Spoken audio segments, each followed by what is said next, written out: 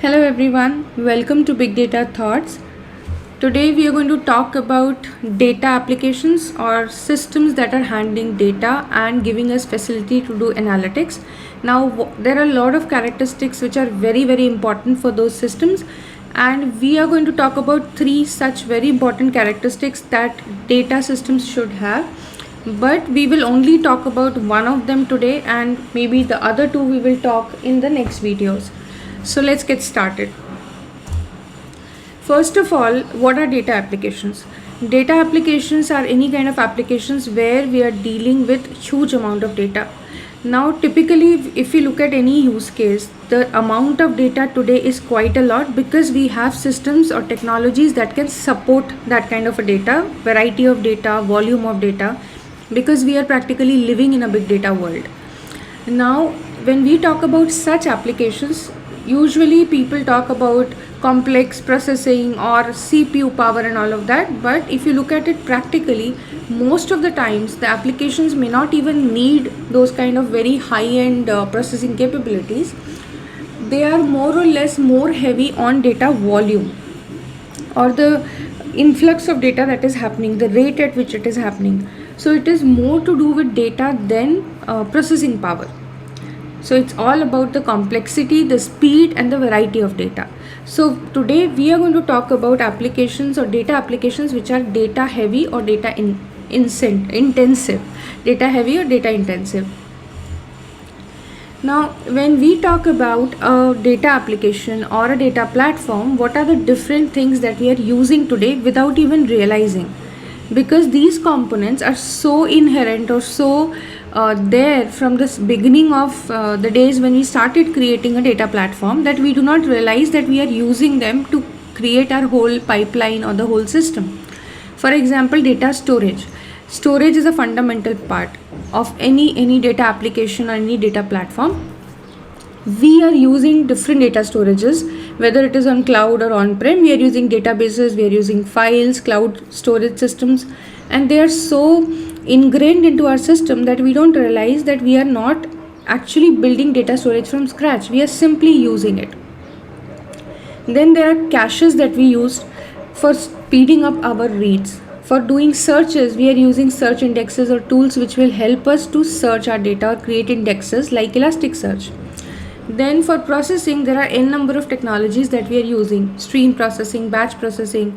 So essentially all of these kind of different technologies or components come together, we stitch them together to form a data architecture or to create a data platform that can handle our data, whatever may be the variety, the volume or veracity of data. These systems are able to handle that.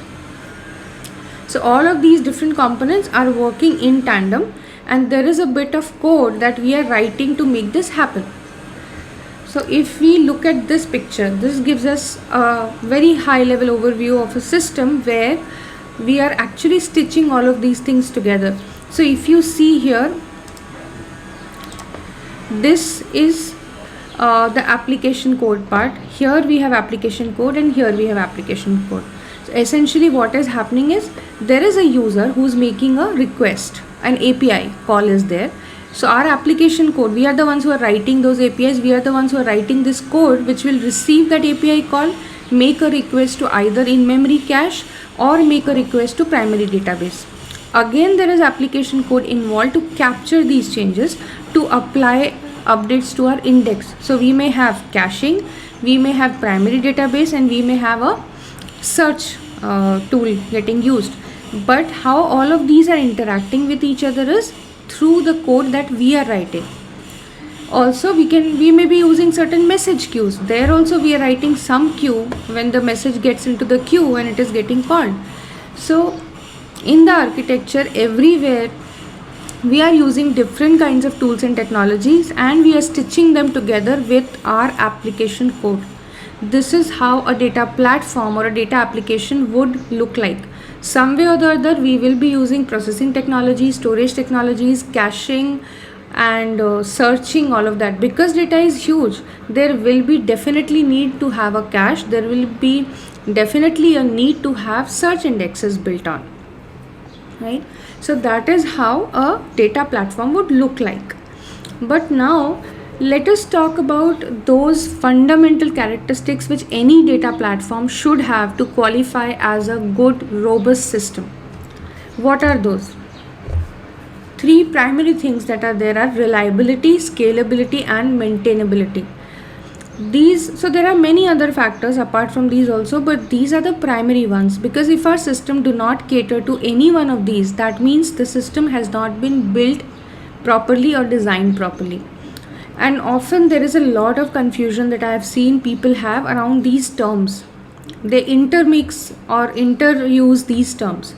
So we are going to talk today about specifically about reliability, but in the coming videos I would talk about scalability and maintainability as well, so that any data engineer or a data architect knows what is the distinction between the three and why do we need it and what should we do to actually make a system which is reliable, scalable, and maintainable. Let's start talking about reliability. What does reliable mean? Reliable means that our system should continue to work correctly. When I say correctly, this means that whatever is desired out of our system, whatever is the time frame in which we expect results, whatever is the performance that is expected from the system, that should continue even if there are problems in the system. There can be different types of problems, we will talk about it, but essentially reliability means that the system can continue to work despite errors, failures, or faults. That is in simple terms reliability. What is scalability? I will just define these three and then concentrate on reliability. So scalability means as the demand grows, the system also grows. That's a simple definition of scalability, which means if the data volume increases, the number of request increases, or the complexity increases, or there are, let's say, peak loads that come in, or the loads go down, so the system should be elastic enough to grow and shrink. And how do we deal with that? There should be a way to deal with that growth. We cannot just halt everything and say that now I'm going to scale my system and make it more powerful to handle more requests, or I have scaled my system, now I want to shrink it back, so users please wait, I will come back in some time. It cannot be like that. It has to be automatic growth and shrink based on the need. That's scalability. Maintainability means, and it is very important, often neglected, because with lack of time developers or engineers think, okay, let me just build the system the way I can build it because time is not there and we'll take care of this later, come back and fix it. That becomes a tech debt. That tech debt or technical debt, or it is also known as cruft, which means that as and when we keep on building the system, the cost of maintenance becomes higher and higher because of the negligence we did in the beginning. So it is very good or advisable to have a sound design, sound architecture, and do the development properly when we are doing it, even if it takes time, because it is extremely important that we build the system in such a way that it is maintainable. Tomorrow when the team changes, the engineers, the operation people, or platform people, anybody, the team will come and go. It should be very easy to maintain that system, and everybody should be able to work productively rather than spending too much of time figuring out what is happening in the system. The code should be written in such a way and structured in such a way that it is extremely easy to maintain and enhance. Ultimately, maintainability is going to affect the enhancement also. If it is maintainable, if it is simple, it will help us in enhancing that code also. So these three are the most important characteristics for any data intensive application or any data platform: reliability, scalability, and maintainability. Okay, now we should talk about reliability, and we will go over what is needed to build a system which is reliable. What does it mean? When I say reliability, of course it means the system is reliable, it is not unpredictable. But there are multiple things that we can put under the umbrella of reliability. One, the application does what it is expected to do. Only a system which is doing what it is supposed to do is known as a reliable system. It can tolerate mistakes or unexpected behaviors. A software will always have scenarios where it is behaving unexpectedly. So reliability means my software is capable of handling that unreliability. The performance is good despite there is fluctuation in load, fluctuation in the type of data coming in, because that is how a sound system should be, or a evolvable architecture should be. I have spoken about evolvable architecture in the past video, which means the architecture or design is such and the code has been written in such a way, keeping in mind that if there are fluctuations in my data load, in my user load, the system will still perform at the level at which is what it was expected to perform. That is when we will say the system is reliable. Another important thing to keep in mind is no unauthorized access. Security is also a prime responsibility, and which should be built in into our architecture also. So the application has to perform as expected. Performance cannot deteriorate. It cannot tolerate. It cannot have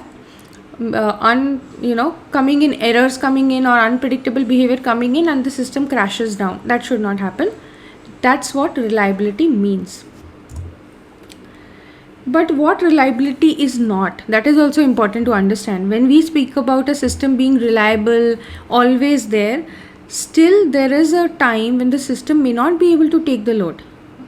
So achieving a state where the system will never fail for any kind of failure is like a nirvana state, which no developer, no architect today has been able to achieve. There is always some amount of downtime, or some amount of problem which may really need attention, and we need to stop the system, or we need to perform something to make it more reliable. It cannot be 100% reliable system.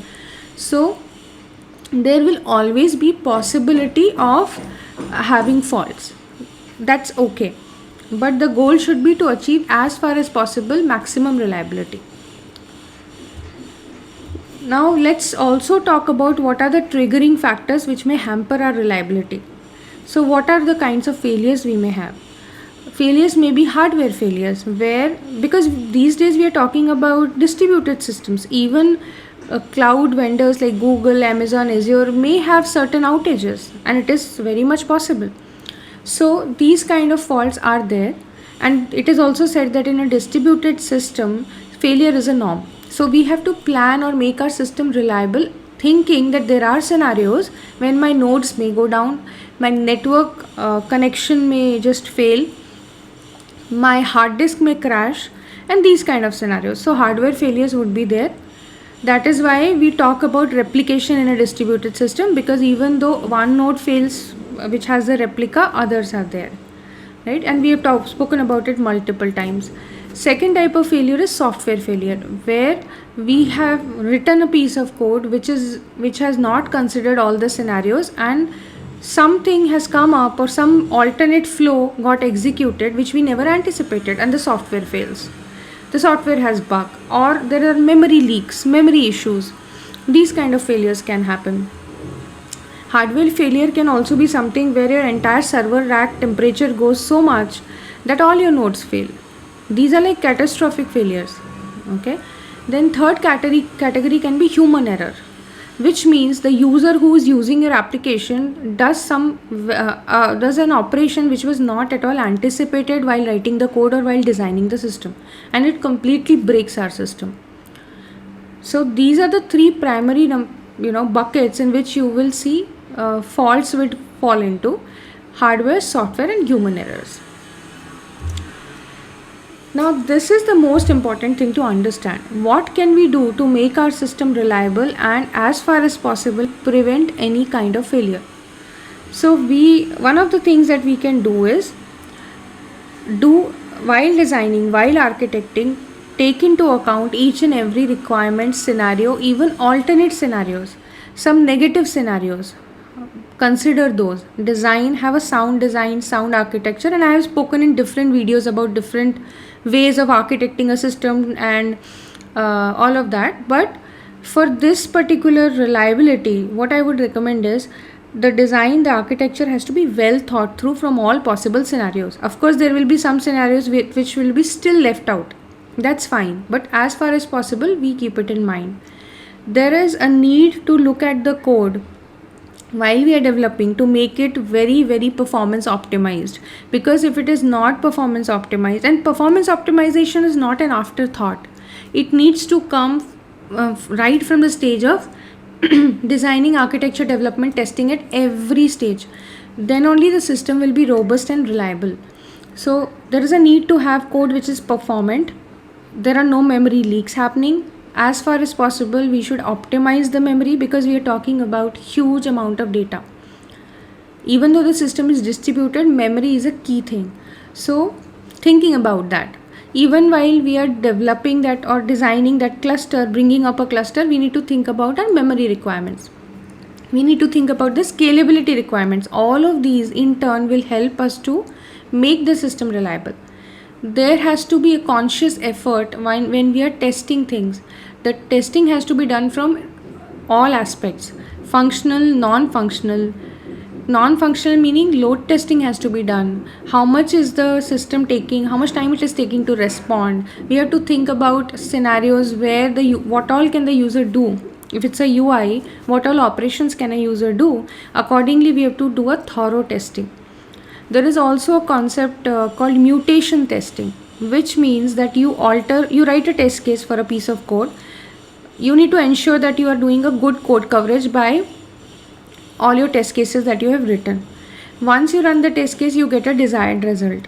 Now you alter the code, and your test case should not return the previous result back, because you have mutated the code. Ideally, your test case should either fail or should return a different result.